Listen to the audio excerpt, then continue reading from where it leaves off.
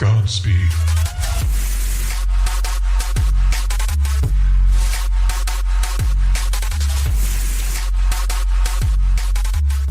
Ahoy, all of you flick freaks out there, what is going on? My name is Andrew, and today we're going to continue on with my personal top 100 movies of all time. Today we're going to be doing numbers 20 through 11. And then, of course, next week is the top 10, and we will be done with this list. Disclaimer, as I say before every single one of these videos, keep in mind, this is my personal top 100 favorite movies of all time. It is in no way a representation of the top 100 most critically acclaimed movies of all time. So, remember, you may see movies on this list that you think are too high, too low, shouldn't be on the list at all, or you may think that I just missed a few movies. Remember, personal top favorite 100. So, having said that, I say we get right onto the list now with number 20. Coming in at number 20, we have Marvel's culmination film, The Avengers.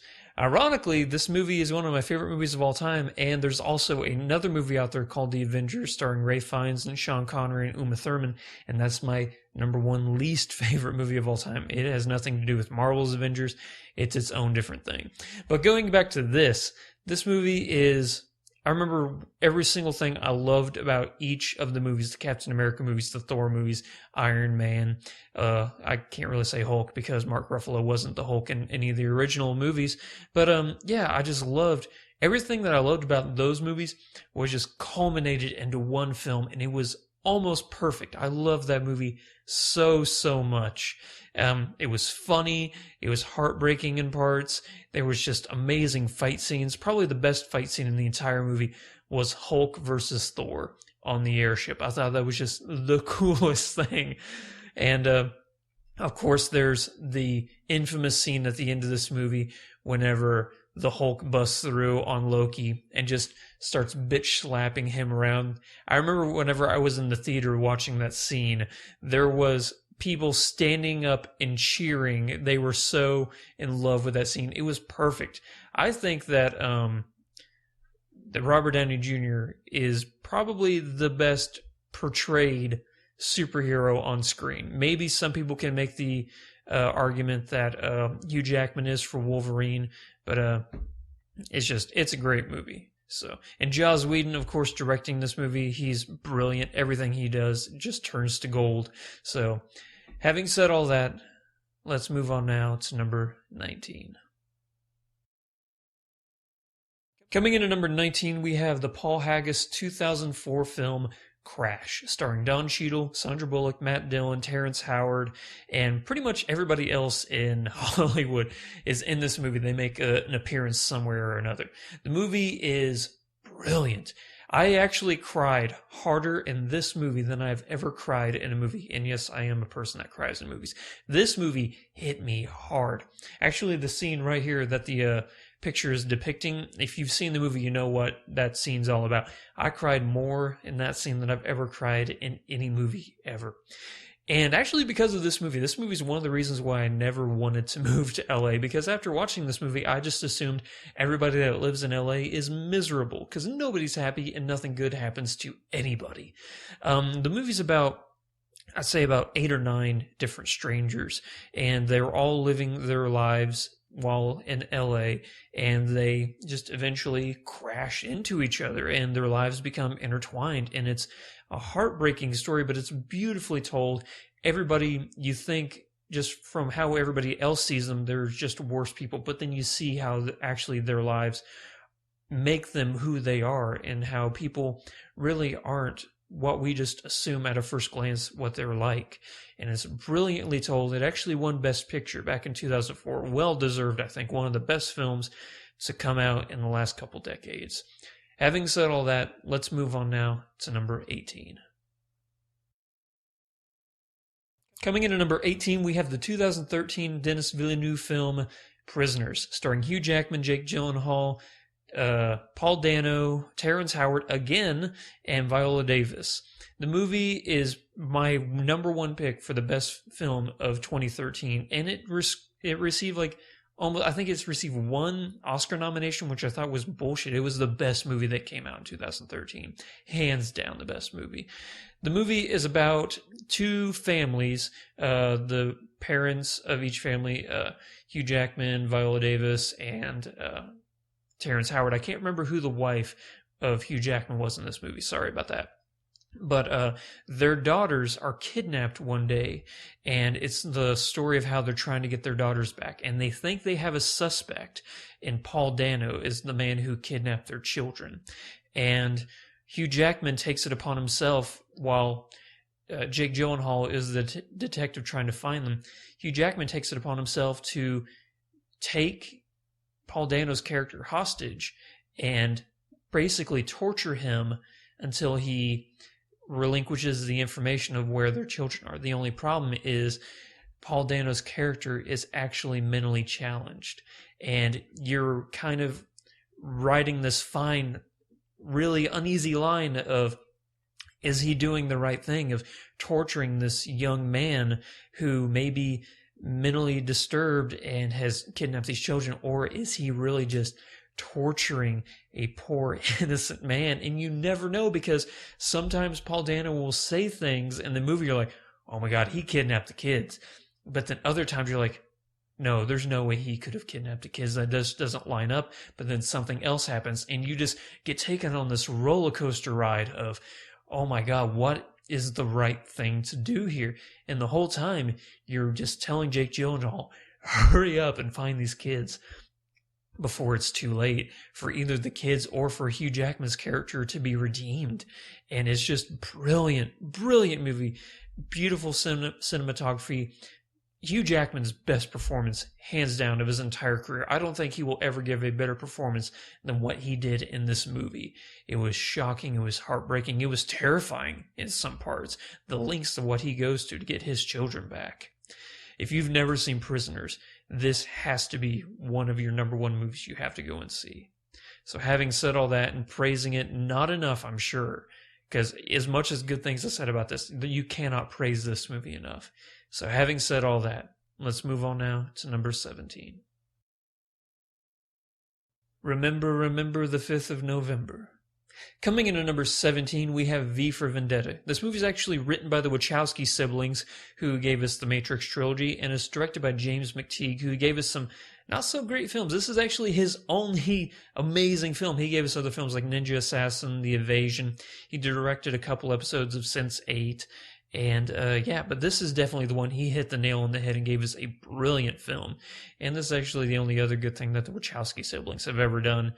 And the movie is great. It stars Natalie Portman, John Hurt, and it also stars Hugo Weaving as the man from Room 5. This movie is actually brilliant, not only because it's beautiful cinematography and amazing script. The script is brilliant. The dialogue that these characters have with each other, it resonates across every single spectrum. It's brilliant. But the reason why I think it's really interesting is because a lot of the layovers and homages to what's happening in our world today, the way that this government is in total control of their citizens, the way they spy on them, because they predicted a couple things, like the way the NSA is spying on American citizens and what that government does in that total dictatorship, the way they've set up in futuristic London. And it's creepy. It's creepy how you could definitely see that world existing. It's not too far-fetched. And I think the most brilliant thing about this movie is actually Hugo Weaving's performance, where a lot of people were saying, you never see that man's face. You never actually see a surface of his skin. But he deserved an Oscar nomination for such a brilliant vocal performance. The way he commanded every single scene he was in by how just powerful his presence was. It was brilliant. And Natalie Portman as well, actually shaving her head for this movie, that is commitment, because she knew how amazing this movie must have been. She's like, yeah, I'm willing to do this because this is brilliant. Her performance, Natalie Portman may possibly be one of the best female performers or actresses of all time. Everything she does is incredible. She just deserves so many Oscar nominations that it's the fact that she's only won one is astounding. She deserved one for pretty much every single one of the movies that have been on my top 100 list. And she's had 4 or 5 movies on this list. Yeah, she's good. And John Hurt gives an amazing performance. Actually, very, very, not a lot of people gave him a lot of credit for how good his performance was. But as the villain in this movie, he was incredible. And he deserved more credit than what he got. So having said all that, remember the 5th of November as we move on now to number 16. Coming in at number 16, we have Martin Scorsese's film The Departed, starring Jack Nicholson, Matt Damon, and Leonardo DiCaprio.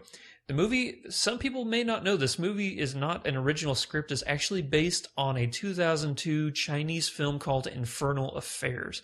And I, like many, many Americans, did not know this until way after the movie had come out.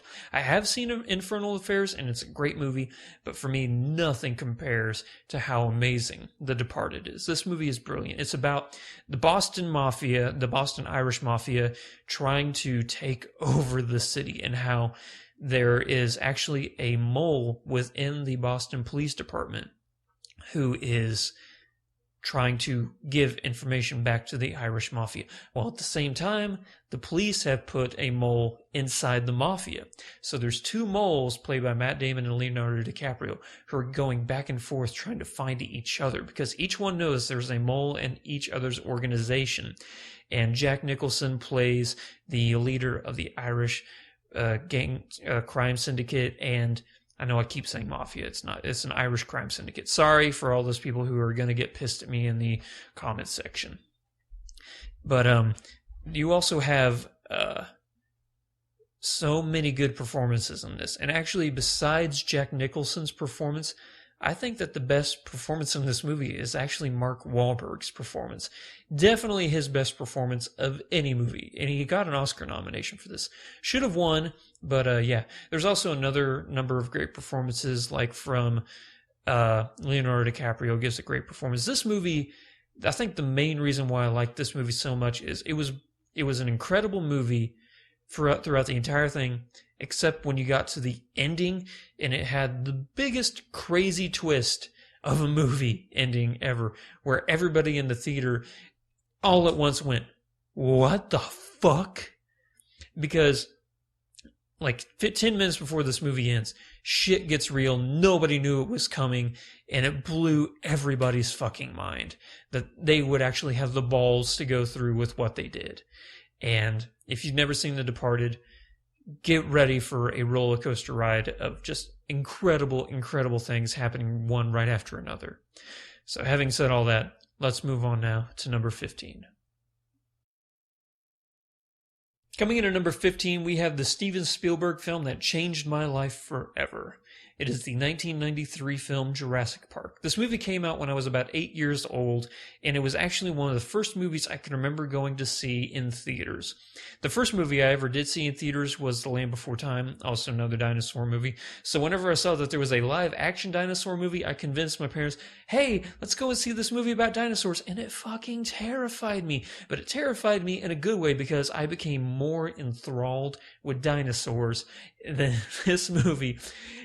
It fucked up my life. It really did, because whenever I was 8 years old in school, it branched off because there was kids who said, oh, Jurassic Park, that was a cool movie, and then they went on with their lives. And then there were the kids like me who eventually became the nerds and the geeks of school, where this was the greatest movie of all time, and we all wanted to be paleontologists when we grew up. We either wanted to be paleontologists or we wanted to be Robert Muldoon. Those were our 2 options that we saw for ourselves. There was a couple kids who wanted to be Jedis, but we were the cool nerd kids. We wanted to be paleontologists because ours was actually a reasonable goal whenever we wanted to grow up. We all liked Star Wars, but no, it was Jurassic Park. Jurassic Park, just so many perfect things. This movie, the graphics hold up. This movie is over 20 years old. That is fucking weird to say. Jurassic Park is like 22 years old now. That is blowing my fucking mind right now. But this movie, it still holds up. The graphics are still incredible, and it's mainly because the movie didn't really rely that much on CGI. A lot of these were huge animatronics that they actually built, and the CGI that there is still brilliant. It still holds up, in my opinion. And the sequels weren't all that great. I actually did really enjoy Jurassic World. I thought Jurassic World was incredible.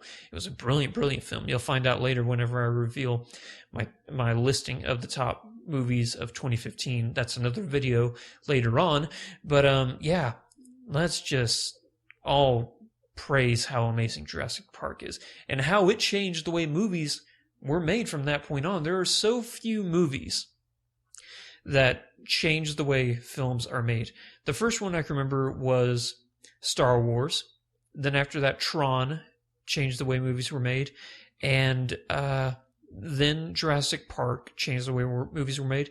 And I think the closest thing we have now would be Lord of the Rings, being the movie that pushed forward a new era of the way that films were made. And yeah, but for me, I think Jurassic Park will always be one of the greatest of all times. Having said all of that, let's move on now to number 14. Steven Spielberg back to back. Coming in at number 14, we have the 1998 film Saving Private Ryan. This is another movie I saw way too early whenever I was a kid. I was actually a teenager, but it was still, this is a horrible, horrible movie for a young person to watch. Just the traumatic things that you see go on in this movie. Starring Tom Hanks and Matt Damon, the movie is about 8 men during World War II following the storming of Normandy. They are tasked with a mission of finding one American soldier somewhere in Europe during World War II. Nobody knows where he's at. They just have to find him because during the war, this soldier, Private Ryan, played by Matt Damon, all of his brothers, I think he had 4 or 3 brothers that were all killed within like a week during World War II. And he's earned a trip home. The only problem is nobody knows where to find him. So Tom Hanks' unit is tasked with finding him somewhere in Europe during World War II and sending him home. Along the way, they lose some of their own men, and they're faced with the dilemma, is one man really worth the lives of 8? And it's a really interesting story. Beautiful performances and beautiful cinematography. I think that they said Steven Spielberg had 40 or 60% of the color taken out of the film because he wanted it to look more gritty and realistic. I can't remember if it was 40 or 60. It was something like that. But it really did the trick because just how dark and gloomy it made it look was perfect for the type of film that they wanted to make. Great performances all around. If you've never seen this movie, it's a tough one to watch. It's really, really, really, really heartbreaking. But it is a beautiful and remarkable film, and it definitely deserves a spot in most people's top films of all time. Now let's move on to number 13.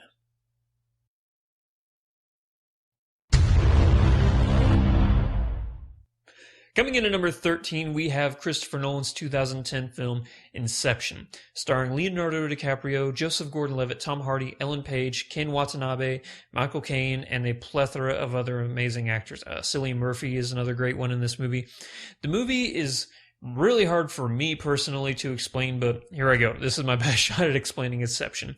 So, if you have an idea in your mind, there is a group of people who have the ability, with the help of machinery, to jump inside your dreams and to steal your idea. And this is called extraction.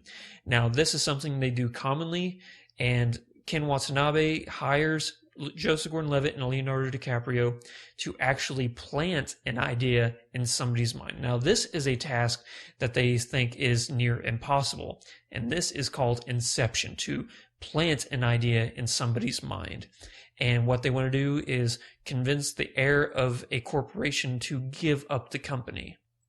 And it's really, really interesting because whenever you enter somebody's dream, you actually gain the ability to control the dream and to transform the world however you want it to be. And the cinematography, the CGI in this is astounding. And it's actually As difficult as the movie is for me to explain, Christopher Nolan is a brilliant mind, and he is able to very fluidly explain it to the audience through whatever magic deal he made with the devil to make him such an amazing director. But director and writer, because he and his brother Jonathan Nolan both wrote this film, and the way that they can make dialogue work, they're able to explain it in a way that everybody can understand. And you can go deeper into somebody's dream by like dreams within dreams and stuff. And that stuff, it's not far-fetched the way because whenever I say it, it sounds ridiculous. But whenever they do it in the movie, it's very understandable. And I love this movie. If you've never seen it, it's not a movie you can have on in the background and totally understand what's going on. It's a movie you need to commit to. And I like that. Christopher Nolan doesn't make movies where he holds the audience's hand. No, he expects you to give 100% commitment and of your time to fully commit to this movie, and it's brilliant. If you haven't seen it, go and check it out. Having said all that, let's move on now to number 12. And like Steven Spielberg before him, Christopher Nolan back-to-back films on this list. Coming in at number 12, we have the 2008 film The Dark Knight, starring Christian Bale, Heath Ledger, Morgan Freeman, and Cillian Murphy again. The movie is the sequel to Christopher Nolan's film Batman Begins, and he takes it up to 11 with this film. It's brilliant. One of the best scripts for a film of all time. And that's shocking that it comes from a Batman film, but it just lets you know how amazing of a director Christopher Nolan really is, and a writer again.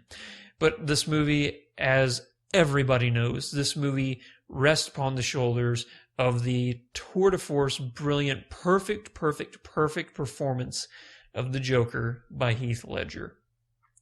And I don't think, and I know a lot of people think this, I don't think that this movie is as brilliant as it is and as acclaimed because he died.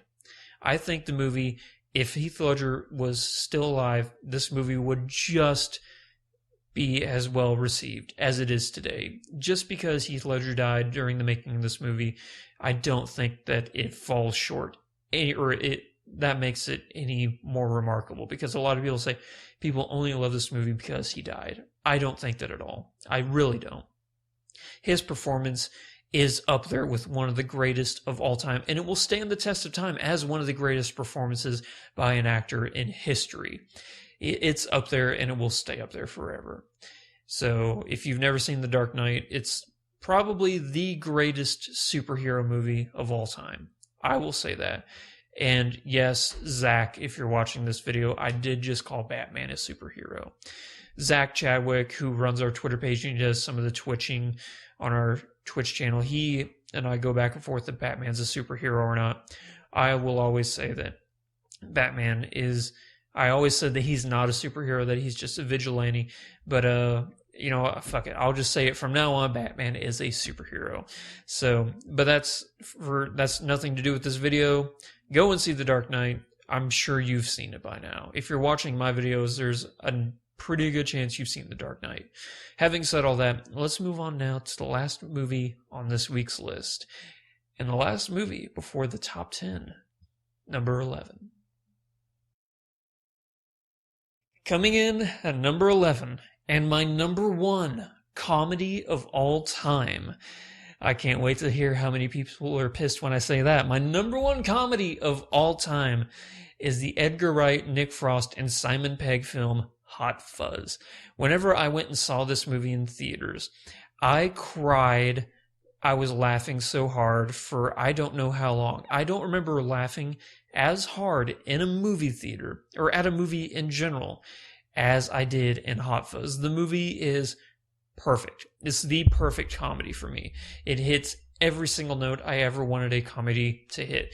It's smart, it's quick-witted, and there's enough slapstick in it to where you're not put off by it. The writing by Edgar Wright and Simon Pegg and Nick Frost is brilliant. I think it's because the chemistry that Nick Frost and Simon Pegg have together on screen is the most brilliant comedy to come out since like Laurel and Hardy and Abbott and Costello. They are the modern of equivalent to them. They are brilliant, brilliant, brilliant, funny, and this is the perfect comedy that I will ever need.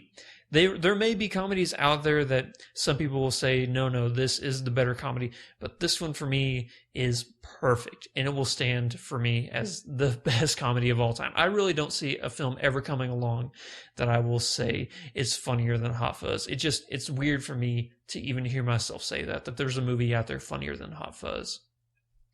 So that's going to wrap it up for this week's list. Thank you for watching. Thank you to everybody for watching this week's list of the top 100 movies of all time list. Yes. Next week, next Saturday, you are going to finally find out what I believe to be the top 10 movies of all time. You're going to find out what my number one movie of all time is. Can you wait? I can't wait to tell you, because I'm going to try and do that video justice. I'm going to put more of an effort to making that video look better. So I'm really excited, and I can't wait to share with you my top 10 movies of all time. And then we'll be done. That's weird. We're going to be done because it seems so long ago that we started doing these videos, and that next week it's all going to come to fruition. This was our penultimate week, and now it's all going to be over next week. Thank you to everybody for watching. We'll catch you next week. If you wouldn't mind, hit that subscribe button right there. And if you check up in the top right corner, you're going to see a little card. That card will take you over to our Game Geeks channel. If you're a fan of Let's Plays and walkthrough guides for video games, we're doing Fallout 4 right now. We're going to be doing Fallout 4 for quite a long time. But the other card up there will take you over to the Flick Freak store if you want t-shirts, coffee mugs, phone tablet cases. We got all that great stuff over there. Last thing I'll mention, Patreon campaign. Every single dollar put in that Patreon campaign gets put directly back into this channel to make it better, because we're all going to make this channel better together. I will catch you guys on the next video. And don't forget, we are trying to reach 10,000 subscribers by the end of the year. We got to average 40 subscribers a day to make that happen. It's a stretch of a goal, but I think we can do it. I really do believe that we can do it. So I will catch you in the next video. And until then, Godspeed to 10,000 subscribers. Yo, my name is Cliff Safredi. We're from bangbus.com. We specialize in porn pop-ups, malware, spyware, adware, and the like. If you have Bonsai Buddy on your computer, you could thank us, baby, and this video is over.